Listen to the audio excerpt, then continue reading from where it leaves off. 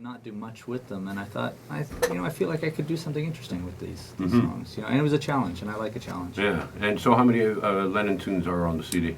Oh, you'd think I'd know this. There's about 11, I think. How many are there, Mike? Count them up.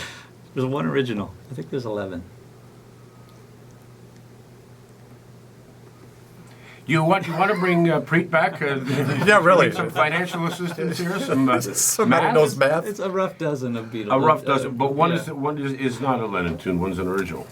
The very last tune is an original called "Peace in Central Park," which is kind of just a short little. But you're talking Lennon tunes. There could be Lennon and McCartney tunes as well. Yeah, so, not just Lennon. No, I wanted to sort of trace the arc of his career,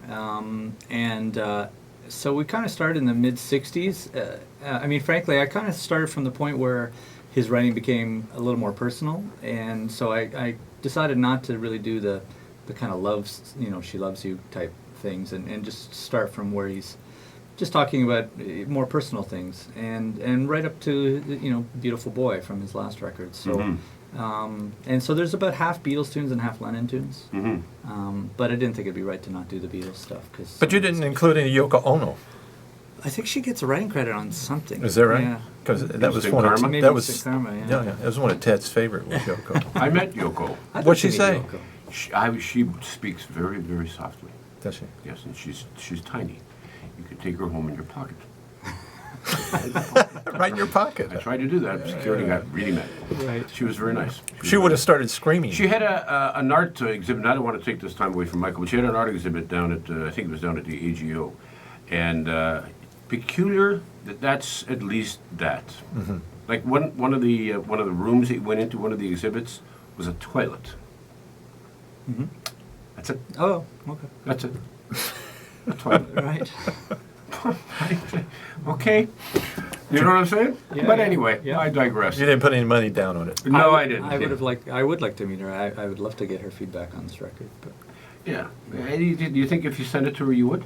Well, I actually, funnily enough, I was just in New York, and I just gave it to someone who knows her. So I'm hoping it will get to her and that she will check it out. But maybe she does want to hear it. Maybe she's not interested. Maybe she feels like, she's heard a lot about the Beatles over the years, and maybe.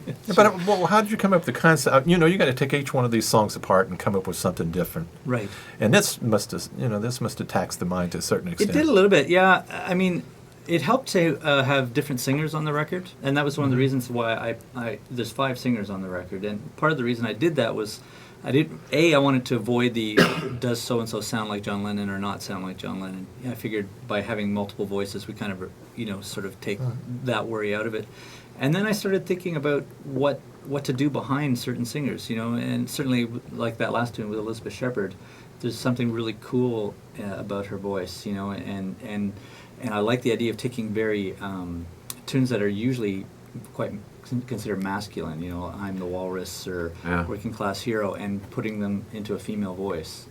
That's really interesting. That to me was interesting, just getting away from what people expect. And a great selection of musicians working with you. You play the bass and... I play guitar. My brother's the bass player. Okay. Yeah, Roberto. I'm the nicer one. Robbie Botos on piano? Yes. We've had him on here. One tune, yeah. Yeah. Kevin Turcotte playing the trumpet? Yeah, and Elizabeth plays most of the piano, and she's a great piano player, and Lila Bialy also plays some piano on the record. There's someone we have to get on one day. Yeah. Lila. Did you...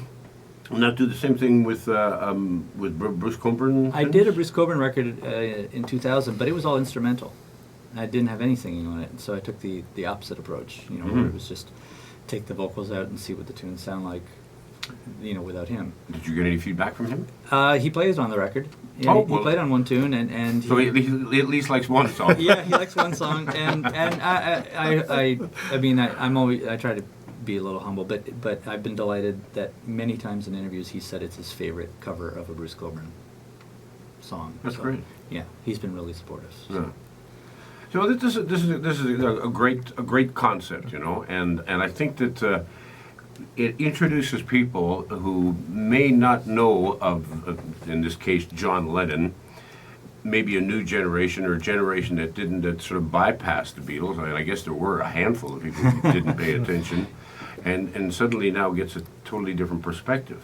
Yeah, and at the same time, I want people who love the Beatles to kind of hear it and think, hey, I've never heard someone do those songs like that. When we were doing it, I tried to always have a little John Lennon on my shoulder, who was saying, oh, that's kind of interesting. I didn't think of doing that. Yeah. And I'm hoping that fans react in that same way too, where the song's familiar and they'll go, oh, I love that song. And some of the ones, like Across the Universe, every time we play it, people just, they love that song. And Elizabeth sings it in such a way that your hair stands, on end. But some of the stuff, like I'm Only Sleeping, I think people it takes them a minute where they're like, hey, I think I know that song, but what is it? And then they realize what it is. And I like that reaction too. So I guess I try to. All right, go so both ways. let's we're going to go into take a break for traffic here. What should we take Across the Universe and take that into traffic for what a minute's worth? I know what he's got. Instant Karma or What have you got queued up? He's nodding his head for every question. oh, Yeah. okay. Across the Universe. Okay, Okay. here you go. Here's Beautiful. Michael and crew for you.